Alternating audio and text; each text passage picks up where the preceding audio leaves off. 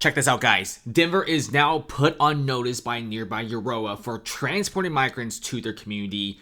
Euroa is not having it. They're like, you're the one who wants to do sanctuary city stuff. We do not. And a city council member actually came out and told Denver to stop it right now.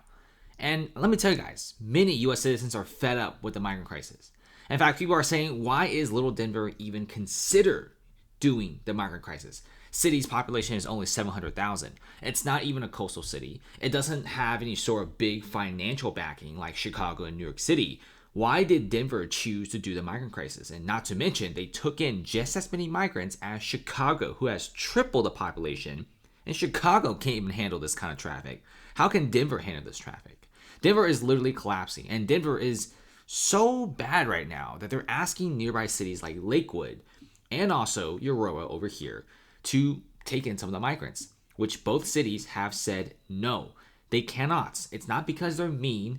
It's not because they're disrespectful. It's because these little suburban towns, they simply can't take in this many traffic. Guys, like the town only has a Whole Foods. What do you expect them to do? Like become a sanctuary city? They barely have money even for themselves. Check this out. You already have people talking about the Denver migrant crisis. Look at Denver, 40,000 migrants. You think they only cost $1,000 a month for housing? That's $500 million a year. Now, the crazy part is, you would think the city would at the very least calculate the numbers to see how many migrants and the cost and the maximum amount of people they take in. But for some reason, for Denver, they almost think it's like a competition. They want to take in as many migrants as possible, despite their very, very low GDP compared to some of the big coastal cities. This city doesn't make that much money, right? Denver is just like a little bigger version of a suburban city. And you're going to ask them to become a migrant city? That's a no-go. Even Elon Musk is saying that it's getting worse every single day. Denver announced that it now projects to be $120 million short this year because of the migrant crisis. That's down from $180 million short projected earlier. I guess that's good. You know, Denver is already $120 million in the hole.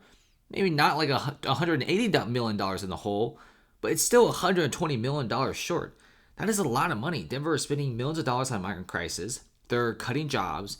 People can't work anymore. People who worked in federal buildings like the DMV, Parks and Rec, maybe even libraries are now being laid off. Now, then again though, Denver is saying that we're not laying off employees. We're just reducing the hours to zero, which is basically saying that they're going to be laid off. This is what it looks like. Imagine you're in Denver right now, right? You're the main breadwinner of the family. You basically got laid off. And 50 to 60% of Americans live paycheck to paycheck. So what now? Like, where else are you going to get a job? Now, everyone around your circle who got fired basically had to find jobs as well. Not to mention, Denver is also trying to give jobs to the migrants. There are just not that many jobs around for everyone. So now, Denver is suffering. Many people are really mad at the mayor. They're like, why would you do the migrant crisis? What was the whole point of this?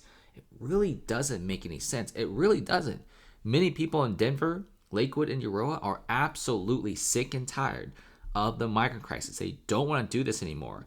Not to mention their hospital system is collapsing. Denver health at a critical point as 8,000 migrants make 20,000 emergency visits. That was back in January 24th of this year. Now it's early March of 2024. Has anything changed? Absolutely not.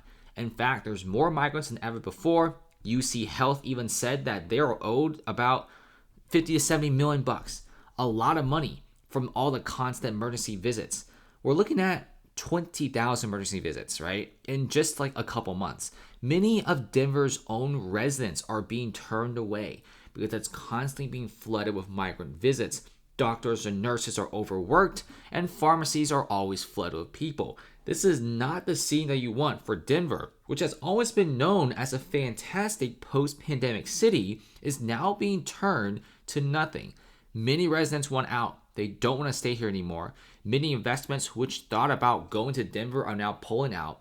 In Denver right now, no clue, no idea how to manage the migrant crisis. What they're doing right now is still having more people coming in. But now what's worse is they're closing shelters and now migrants are sleeping on the streets. The Denver downtown streets are just full of tents now. This is no longer the amazing post-pandemic city that it has always been advertised. Denver is becoming worse and worse by the day. And many local leaders, community council members, they're not having it. For example, Euroa.